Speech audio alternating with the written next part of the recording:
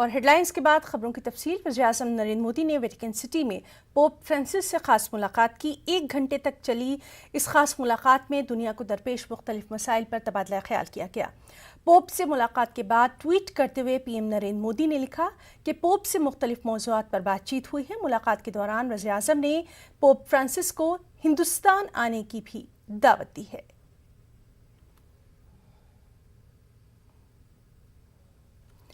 RSS ने वज़ीर-ए-आज़म नरेंद्र मोदी की पोप फ्रांसिस से मुलाकात का दिफा किया है। आरएसएस लीडर दत्तात्रेय होसाबले ने धारवाड़ में मीडिया से बातचीत में कहा कि एक मुहज़्ज़ब दुनिया में एक आदमी किसी भी दूसरे आदमी से मुलाकात कर सकता है। उन्होंने कहा कि यह खुशी की बात है कि पीएम और पोप की मुलाकात हुई और उन्होंने मुख्तलिफ मौज़ूआत पर तबादला ख्याल किया।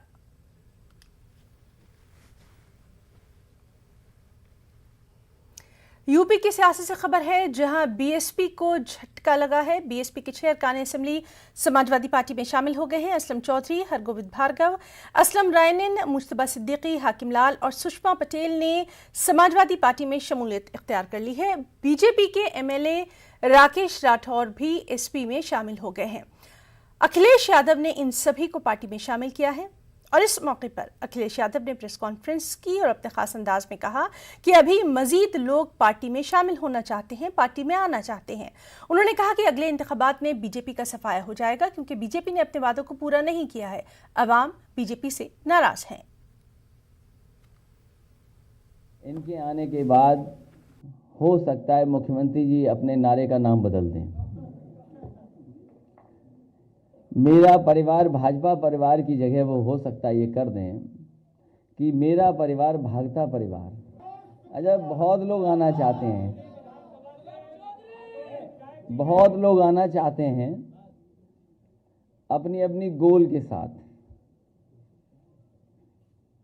वो समय आएगा तो चीजें सामने आ जाएंगी, लेकिन जन आक्रोश इतना है, जनता इतनी दुखी है कि आने वाले चुनाव में भारतीय जनता पार्टी का सफाया होगा। और जो मैंने कहा है कि ये नारा जो बदलेगा, भाजपा परिवार भागता परिवार ही दिखाई देगा। कल मैं सुन रहा था भारतीय जनता पार्टी के मन से ये कहा गया कि भारतीय जनता पार्टी ने जो लोक कल्याण संकल्प पत्र 2017 में दिया था उसको 90% पूरा कर दिया गया है और रहा बचा 2 महीने में पूरा हो जाएगा। मुझे लगता यह है कि भारतीय जनता पार्टी ने एक बार लोक कल्याण संकल्प पत्र बनाया 2017 का और उसके बाद उसको कूड़ेदान में फेंक दिया, क्योंकि उसके बाद उन्होंने कभी पन्ना नहीं पलटा। हालांकि ये दावा करते हैं कि पन्ना प्रभारी बहुत बनाते हैं, लेकिन अपना ही लोक कल्याण जो मैनिफेस्टो था वो भूल गए। और इस मैनिफेस्टो में सबसे पहली बात किसानों के लिए जो कही गई वो मैं उसी से पढ़ देता हूं। उसमें कहा गया कि 2022 तक उत्तर प्रदेश के किसानों की कृषि आमदनी को दोगुना करने के लिए एक विस्तृत रोड मैप तैयार किया जाएगा। और मंचों से ये भरोसा दिलाया गया किसानों को कि आने वाले समय में उनकी आमदनी दोगुनी हो जाएगी।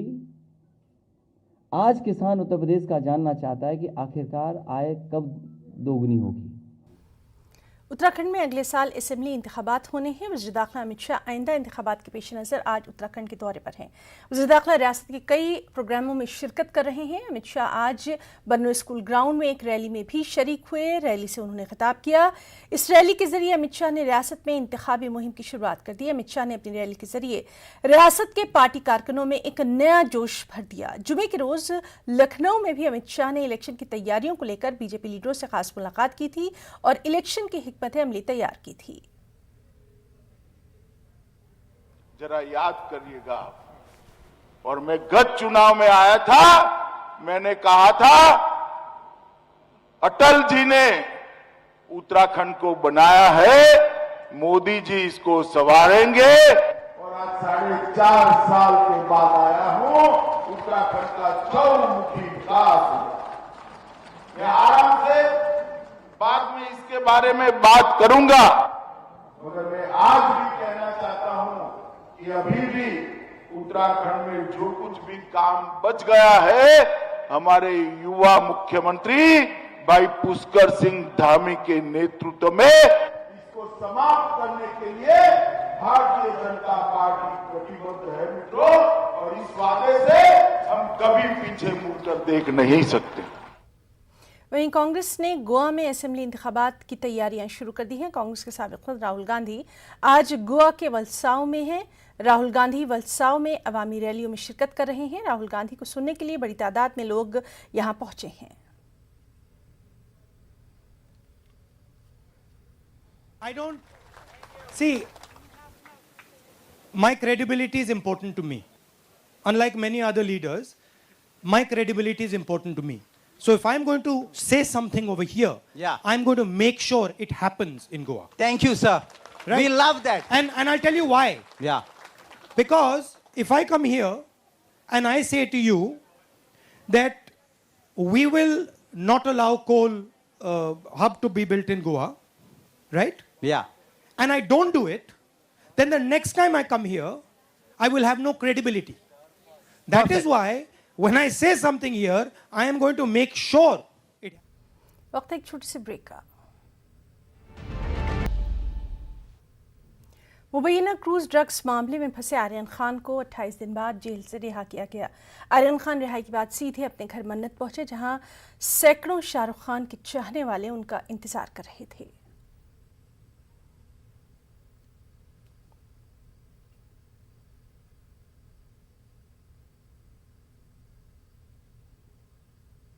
आर्यन खान अपने घर पहुंच चुके हैं मन्नत, और जो फ़ैन फॉलोअर्स है आर्यन खान शाहरुख खान के, वो अब मन्नत का रुख कर रहे हैं। मेरे साथ कुछ लोग हैं, उनसे बात करते हैं। पहले तो मैं आपको तस्वीर दिखाने की कोशिश करूंगा। आप देखें तो इनके हाथ में जो तस्वीर है वो बताने के लिए काफ़ी कुछ है कि किस तरह से welcome home Aryan Khan, prince Aryan Khan, यानी कुल मिलाकर के ये बैनर्स जो है, ये पोस्टर ऐसे बनाए गए हैं। इनसे बात करते हैं, जानते हैं पोस्टर के बारे में और कहाँ से ये लोग आए हैं। सबसे पहले कहाँ से आए आप लोग? मैं टाउन से आया हूँ। मेरा नाम गुफरान कुरैशी है और मैं शाहरुख खान का फ़ैन हूँ, biggest fan of Shahrukh Khan. हम लोग का जो आपने बनाया है, इसको क्या कहेंगे, क्या किस तरह ये सिम्बा है, ये आर्यन है और ये भाई है शाहरुख खान है। ये मतलब ये भाई ने आर्यन को उठा के रखे कि मेरा सिम्बा, और ये शेर का बच्चा है। क्या कहेंगे, आज आर्यन घर पहुंच गए, कितनी बड़ी ये खुशी हो गई है कि मतलब इस बार का बर्थडे भी और अच्छा होगा आर्यन की खुशी में, और डबल खुशी है। आज भी फेस्टिवल है और 2 नवंबर को भी इंशाल्लाह फेस्टिवल होगा। तो क्या कुछ और तैयारी की है आप लोगों ने, कुछ विशेष तैयारी? हाँ, मतलब आएंगे, रहेंगे भाई के, अगर भाई आएंगे विश करेंगे भाई को, हम लोग देखेंगे यहाँ पे आएंगे जब हम लोग। और भी क्या है, मतलब बहुत सारे लोग भी आएंगे, अलग अलग जगहों से आते, कोई दिल्ली से, कोई कहाँ से कहाँ से आते। और फिर क्या है, मतलब बहुत सेफ्टी से रहना पड़ेगा यहाँ पे, मास्क लगा के। और सब लोग से गुजारिश है कि जो भी भाई के फ़ैन लोग आए ना, तो वो मास्क लगा के आए यहाँ पे, बिना मास्क के कोई ना आए। मामले को लेकर बात करें, 28 दिन जो है आर्यन जेल में रहा है, क्या कुछ कहेंगे? वो दिन कैसे बीतते थे जब मामला जब आता था, जमानत जब रद्द होती थी? ऐसा था तो हम लोग के तो दिनों रात मतलब उड़ी गई थी, हम लोग टेंशन में आ गए थे। और दूसरी बात क्या था, भाई को मतलब बहुत से लोग ट्रोल भी कर रहे थे इंस्टाग्राम पे, ट्विटर के ऊपर। बहुत से लोग क्या क्या बोल रहे थे, बाइकआउट शाहरुख खान। अभी मैं आपको क्या बोलूँ, वो खुद बॉलीवुड है भाई, वो खुद बॉलीवुड है, वो खुद शाहरुख खान जो है वो बॉलीवुड है, वो उनको कोई नहीं लिखा सकता। कितने बैनर बनाए हैं ऐसे आपने? ये 2 है बैनर, 2 बैनर है। आगे कुछ तैयारी? हाँ है, इंशाल्लाह बताएंगे, आगे की तैयारी बताएंगे इंशाल्लाह। शुक्रिया। आप देखें तो ये फैंस हैं जो धीरे धीरे एक एक करके अब मन्नत की तरफ रुख कर रहे हैं। आप यहाँ पर देखें तो अलग अलग तरीके से, जिस तरीके से जम पा रहा है उस तरीके से जो है यहाँ पर लोग खुशी मना रहे हैं। यानी आर्यन खान अपने घर पर पहुँचे, शाहरुख खान अपने घर पर हैं, साथ में हैं उनके, और यही सारी चीज़ों को देखने के लिए अब जो उनके फ़ैन फॉलोअर्स हैं, जो उनके चाहने वाले हैं, वो एक एक करके अब मन्नत का रुख कर रहे हैं। कैमरामैन संतोष दिसले के साथ प्रशांत पांडे, न्यूज़ 18 मुंबई। मुबैना क्रूज ड्रग्स मामले में फंसे आर्यन खान को 28 दिन बाद जेल से रिहाई मिली। मन्नत के बाहर बड़ी तादाद में मीडिया और फैंस मौजूद रहे। इस दौरान वहां एक बाबा भी दिखाई दिए जो कि नशे के खिलाफ खास अंदाज में अपनी मुहिम चलाते कुछ यूं नजर आए। लो कहना प्यारे भाई बहना भैया नशा न करना, भैया नशा न करना, बीड़ी न पीना भैया, गांजा न पीना, देखो छाले पड़ेंगे सारे गाल में, होगा कैंसर दवा न होगी, बच्चे होंगे बेहाल, भैया नशा न करना, भैया नशा न करना। नशा मुक्ति अभियान चलाओ जोरों से, आप लोग मीडिया वाले सब जुट जाओ। भारत को आर्थिक आजाद बनाना है तो नशा मुक्ति अभियान चलाना है। जय श्री बोले, जय महाकाल। त्रिपुरा में हुए तशद्दुद के खिलाफ वेलफेयर पार्टी ऑफ इंडिया ने कर्नाटक के कोप्पल शहर में एहतजाज किया। कैंडल लाइट एहतजाज करते हुए मुजाहिरीन ने अपने गम गुस्से का इजहार किया। वेलफेयर पार्टी के रियासी सदर एडवोकेट ताहिर हुसैन ने इस मौके पर कहा कि त्रिपुरा में एक खास तबके को निशाना बनाकर इबादतगाहों को नजर आतिश किया गया। रियासती हुकूमत खामोश तमाशाई बनी हुई है। इस पूरे मामले पर जल्द से जल्द काबू पाने की जरूरत है। त्रिपुरा के अंदर जो मुसलमानों पर जुल्म हो रहा है उसको लेकर ये एहतजाज कर रहे हैं। हम देख रहे हैं कि लगातार कई दिनों से मुसलसल वहाँ ये तशद्दुद हो रहा है। ये इस वक्त की सबसे बड़ी बदबख्ती है कि हमारा वज़ीर आज़म इस मुल्क के अवाम पर जुल्म होने पर भी खामोश बैठा हुआ है। हम इसकी भी शदीद अल्फाज में मजम्मत करते हैं। त्रिपुरा में जो दंगा हो रहा है इस वक्त और मुसलमानों की प्रॉपर्टीज़ और मस्जिदों को मिट्टी में मिलाया जा रहा है और 6 मस्जिदों को जलाकर खाक कर दिया गया है, तो इसके खिलाफ हम अगेंस्ट में यहाँ जमा हुए हैं। मुल्क में कोरोना के 14,313 नए मामलों की तस्दीक हुई है। वजारत सेहत की जानिब से जारी करदा आदाद-ओ-शुमार के मुताबिक पिछले 24 घंटों में 549 मरीजों की मौत हुई है, जबकि एक दिन में 13,000 से ज्यादा अफराद सेहतयाब हुए हैं। मुल्क में कोरोना के 1,61,555 एक्टिव मामले हैं, जबकि मुल्क में अब तक कोरोना से 4,57,740 लोगों की हलाकत हो चुकी है। दूसरी जानिब कोरोना के खिलाफ टीकाकरी मुहिम भी जोर शोर से जारी है। मुल्क में अब तक 105 करोड़ से ज्यादा लोग कोरोना की वैक्सीन ले चुके हैं।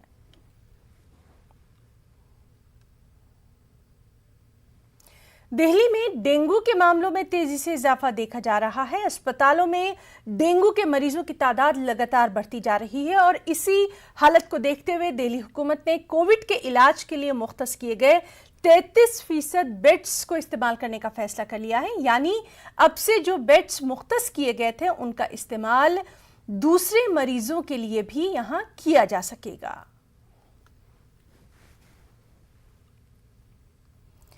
पेट्रोल और डीजल की कीमतें हैं कि लगातार आसमान छूती नजर आ रही हैं। 35 पैसा करके बढ़ रही पेट्रोल और डीजल की कीमतें अब उस मुकाम तक पहुंच गई हैं जहां पहले कभी नहीं थी। 35 पैसे के ताज़ा इजाफे के साथ राजधानी दिल्ली में फी लीटर पेट्रोल 108 रुपये 99 पैसे जबकि डीजल 97 रुपये 72 पैसे में फरोख्त हो रहा है। मुंबई में फी लीटर पेट्रोल की कीमत नए इजाफे के बाद 114 रुपये 81 पैसे हो गई है। डीजल 105 रुपये 86 पैसे फी लीटर फरोख्त हो रहा है। कोलकाता में फी लीटर पेट्रोल की कीमत 109 रुपये 46 पैसे और डीजल 100 रुपये 84 पैसे में फरोख्त हो रहा है। 35 पैसे बढ़ते बढ़ते अक्टूबर में पेट्रोल 7 रुपये तक महंगा हो गया है। मुल्क के मुख्तलिफ शहरों में पेट्रोल 120 रुपये फी लीटर तक जा पहुंचा है। ये सरकार जब से आई है मोदी जी, जब से रोज ही रोज आज 20 पैसे बढ़ गया, आज 50 पैसे बढ़ गया, आज इतना बढ़ गया। एक गरीब आदमी कहाँ से पेट्रोल डलवाएगा? जिसके पास मरी हुई स्कूटी है वो कहाँ से पेट्रोल डलवाएगा? उसका घर का खर्चा ही नहीं चल रहा पूरा। इस पेट्रोल के साथ, इस डीजल के साथ सारी चीजों पे महंगाई हो रही है। एक आदमी को घर का खर्चा चलाना मुश्किल हो रहा है और ज्यादा इससे आगे क्या बोले। जब तक मोदी जी रहेंगे ये पेट्रोल तो पता नहीं 500 रुपये लीटर तक पहुंच जाएगा। सर क्या करें, महंगाई इतनी बढ़ गई है। मोदी जी ने तो बुरा हाल कर रखा हमारा। मोदी जी को इतना हमने सोच समझ के वोट दिया था कि कुछ सस्ता करेंगे पेट्रोल। हमारा गरीब आदमी कहाँ जाएगा? हर चीज महंगी हो रही है। उनसे हाथ जोड़ के रिक्वेस्ट करेंगे कुछ ना कुछ तो करें भाई साहब। जियोफोन नेक्स्ट दिवाली से तमाम स्टोर्स पर दस्तयाब रहेगा। ये ऐलान जुमे के रोज रिलायंस जियो और गूगल की जानिब से किया गया। कंपनी अपने इस फोन को मीडिया फॉर इंडिया स्मार्टफोन कह रही है और इसे काफी कम कीमत पर फराहम करा रही है।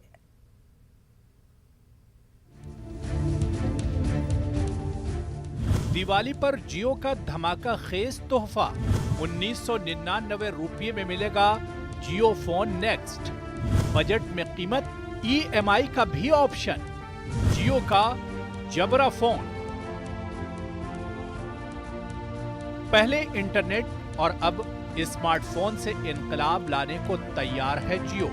लॉन्चिंग के लिए त्योहार और कीमत भी तय हो चुकी है। मुख्तसर वीडियो शेयरिंग ऐप चिंगारी ने अपने क्रिप्टो सोशल टोकन गारी के साथ क्रिप्टो करेंसी मार्केट में धमाकेदार कदम रखा है। सुपरस्टार सलमान खान गारी के ब्रांड एम्बेसडर हैं। चिंगारी ऐप हिंदुस्तान में बहुत मकबूल हो रहा है और इसने सोशल मीडिया कैटेगरी में बेहतरीन ऐप का खिताब भी हासिल किया है। स्पार्क ऐप न सिर्फ मवाद तख्लीक करने वालों बल्कि नाज़रीन, मुश्तहरीन और डेवलपर्स की कामयाबी की कुंजी है। गारी को मुस्तकबिल में ऐप करेंसी के साथ साथ गवर्नेंस टोकन के तौर पर भी इस्तेमाल किया जा सकता है। आइए जानते हैं प्रियंका से, जो एक इन्फ्लुएंसर हैं।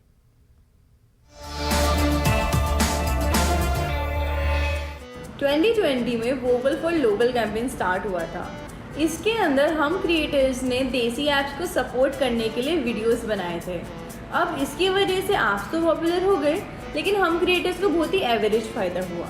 चिंगारी इज़ द ओनली प्लेटफॉर्म जो हम क्रिएटर्स के लिए एक नया प्रोग्राम लेकर आया है, वो भी मोनेटाइजेशन जैसी इंपॉर्टेंट चीज़ को लेकर।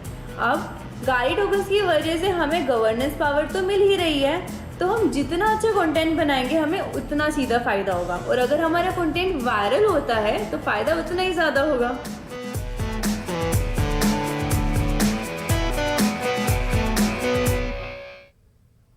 खबरों में इतना ही। आदाब।